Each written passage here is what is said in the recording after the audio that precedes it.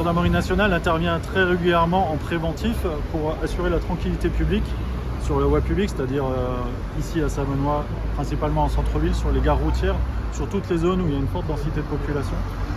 là où se mixent les populations et en particulier des populations qui peuvent être alcoolisées. Donc le but c'est que la tranquillité soit maintenue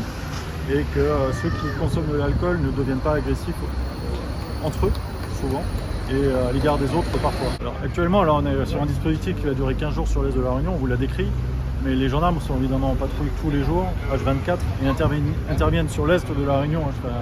un large focus, et ailleurs sur la Réunion et en métropole également, sur des ivresses publiques et manifestes, à la demande de particuliers qui appellent le centre 17 et qui signalent des comportements violents ou de gens qui se mettent elles-mêmes en danger.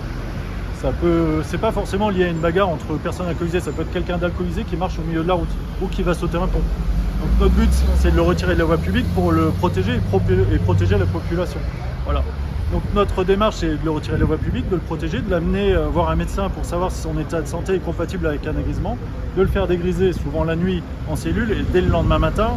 de le permettre d'expliquer les raisons pour lesquelles il était en surconsommation d'alcool sur la voie publique et le remettre en liberté évidemment.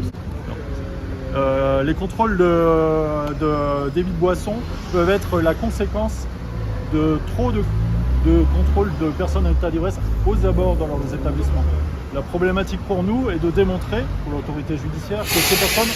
ont acquis de l'alcool chez eux ou l'ont consommé chez eux. Si c'est le cas, ils engagent leur responsabilité clairement et nous on l'établit en procédure, mais aussi on établit des renseignements administratifs à l'intention de monsieur le sous-préfet ou du préfet qui lui peut déclencher des mesures d'avertissement, voire de fermeture administrative.